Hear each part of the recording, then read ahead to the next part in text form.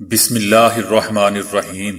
السلام علیکم دوستو، دنیا بھر کی خبروں میں آج آپ سنیں گے، لیکن اس سے پہلے اگر ہو سکے تو لائک، سبسکرائب اور بیل آئیکن کا بٹن ضرور دبا لیں، شکریہ۔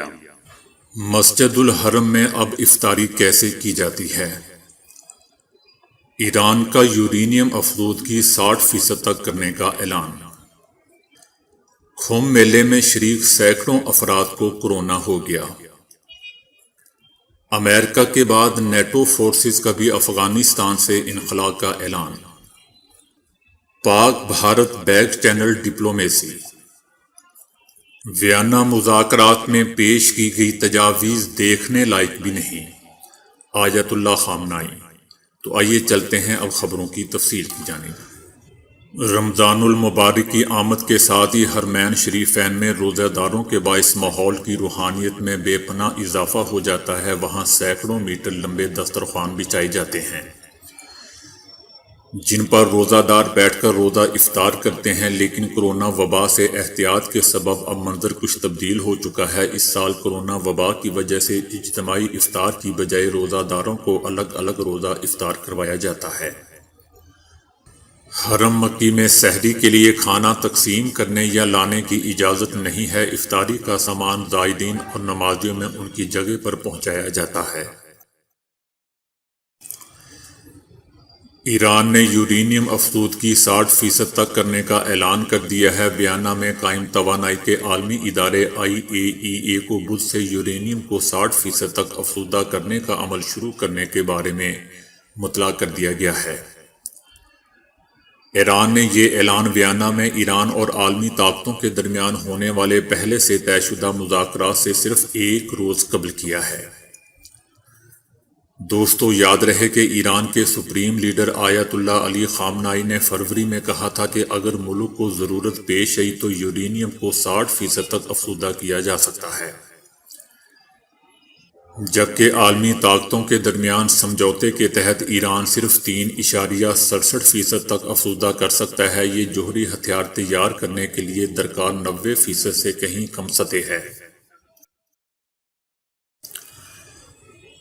بھارت میں جاری مذہبی تہوار کمبھ میلے میں شریک سینکڑوں افراد میں کورونا کے کیسز سامنے آئے ہیں۔ کمبھ میلے میں 3 دن کے دوران 30 لاکھ سے زائد ہندو شریک ہوئے ہیں۔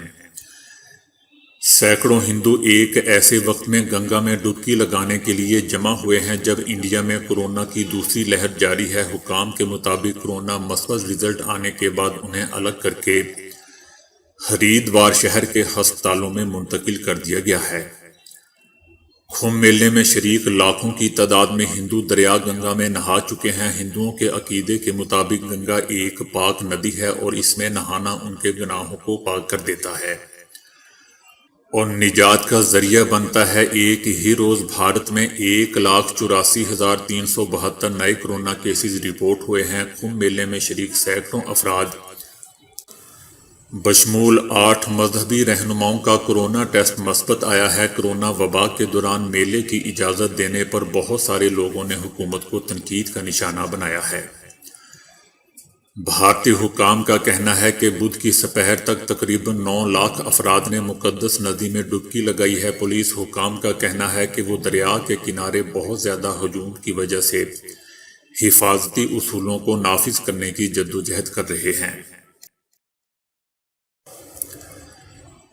امریکہ کے ستمبر میں اپنے اہلکاروں کو واپس بلانے کے اعلان کے بعد نیٹو نے بھی افغانستان سے 1 مئی سے اپنے اہلکاروں کا انخلاء شروع کرنے پر رضامندی ظاہر کر دی ہے۔ نیٹو نے وزرائے خارجہ اور دفاع سے بات چیت کے بعد اپنے بیان میں کہا ہے کہ ہمارا ارادہ ہے کہ تمام امریکی اور نیٹو کی سربراہی میں چند مہینوں میں انخلاء مکمل کر لیا جائے۔ نیٹو کے سیکرٹری جنرل کا کہنا ہے کہ اتحاد افغانستان میں ایک ساتھ گیا تھا اور ہم اسے ایک ساتھ ہی چھوڑیں گے۔ انہوں نے کہا کہ یہ آسان فیصلہ نہیں ہے اور اس میں خطرہ بھی ہے۔ دوسری جانب طالبان نے کہا ہے کہ وہ اس وقت تک کسی مذاکراتی عمل کا حصہ نہیں بنیں گے جب تک افغانستان سے امریکی اہلکاروں کا مکمل انخلاء نہیں ہو جاتا۔ ہمارا موقف ہے کہ جب تک تمام غیر ملکی اہلکار ہماری سرزمین سے واپس نہیں چلے جاتے ہم کسی بھی ایسی کانفرنس میں شرکت نہیں کریں گے جس میں افغانستان کے حوالے سے فیصلہ کرنا مقصود ہو۔ صدر جو بائیڈن نے بدھ کو اعلان کیا تھا کہ وہ طویل ترین امریکی لڑائی کے خاتمے کا منصوبہ رکھتے ہیں اور اب امریکی اہلکاروں کے افغانستان سے گھر واپسی کا وقت آ چکا ہے، اور کہا کہ کوئی بھی اہلکار 11 ستمبر کے بعد نہیں رہے گا۔ کسی واضح فتح کے بغیر افغانستان سے انخلاء کے اعلان سے امریکہ کو تنقید کا سامنا کرنا پڑ رہا ہے۔ پاکستان اور بھارت کے درمیان مقبوضہ وادی پر پیدا ہونے والے تناؤ کو کم کرنے کے لیے دونوں ممالک کے اعلیٰ انٹیلی جنس افسران کے درمیان سال رواں کے پہلے مہینے میں خفیہ مذاکرات ہوئے ہیں۔ پاکستان اور بھارت کے درمیان یہ بات چیت ایک خلیجی ملک میں ہوئی ہے۔ برطانوی خبر رساں ایجنسی رائٹرز نے بتایا ہے کہ پاکستان اور بھارت کے درمیان دبئی میں ہونے والے خفیہ مذاکرات کی بابت اسے بھارتی دارالحکومت دہلی میں موجود انتہائی باخبر ذمہ دار ذرائع نے بتایا ہے۔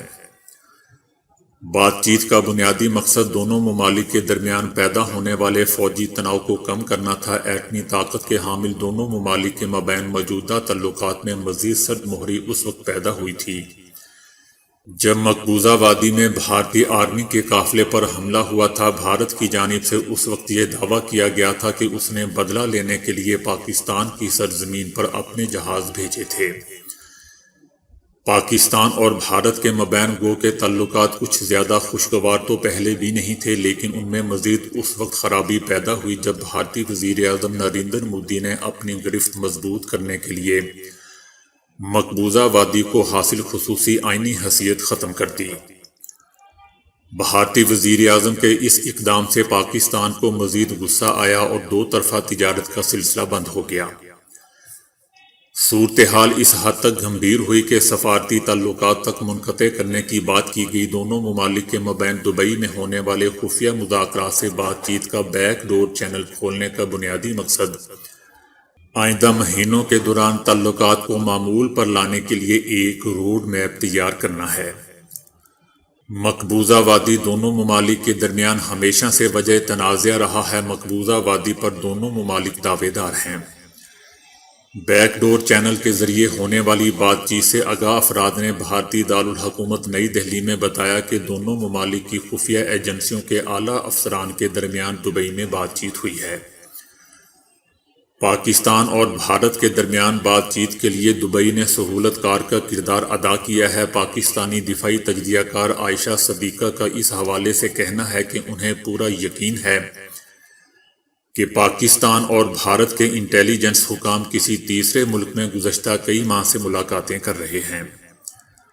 عائشہ صدیقہ کے خیال میں دونوں ممالک کے اعلیٰ سطح کے افسران تھائی لینڈ، دبئی یا پھر لندن میں ملاقاتیں کرتے رہے ہیں۔ وہ کہتی ہیں کہ اس طرح کی ملاقاتیں ماضی میں بھی ہوتی رہی ہیں، اور بطور خاص ان ایام میں جب کہ بحرانی کیفیت ہو۔ یہ کوئی امن عمل نہیں ہے، البتہ اس کو آپ یہ کہہ سکتے ہیں کہ دوبارہ ایک دوسرے کو بات چیت میں مشغول کرنے کی کوشش ہے۔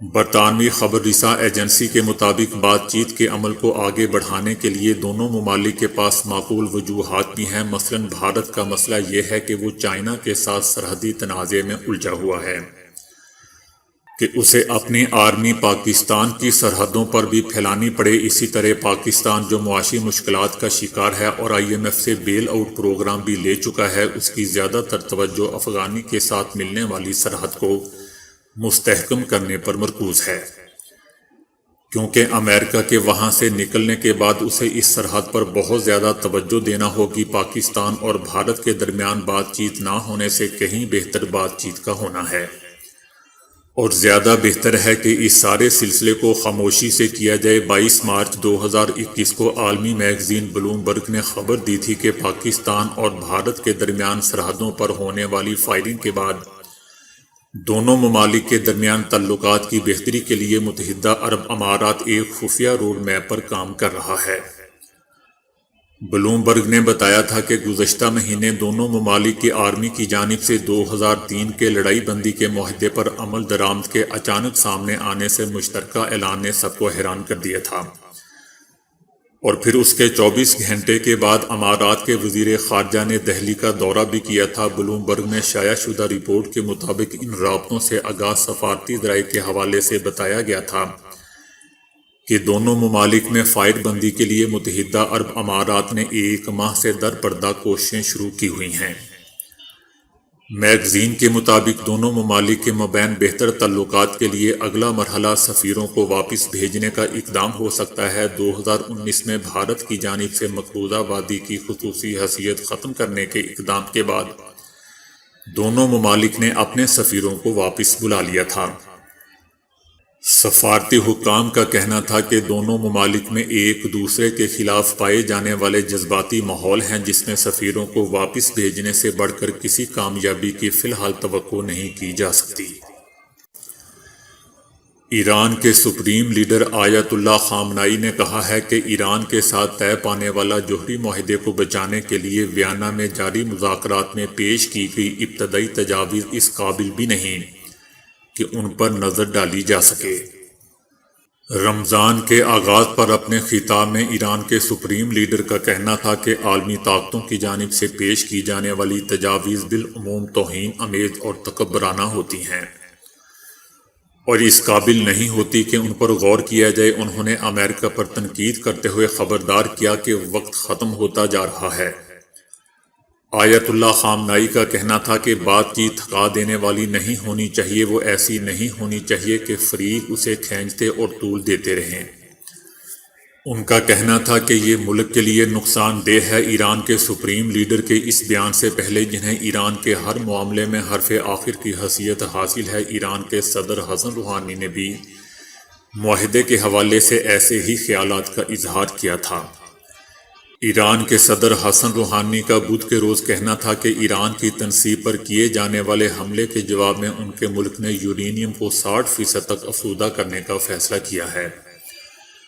کابینہ کے اجلاس سے خطاب کرتے ہوئے ایرانی صدر نے مغربی قوتوں کی طرف اشارہ کرتے ہوئے کہا کہ یہ آپ کی برائی کا جواب ہے۔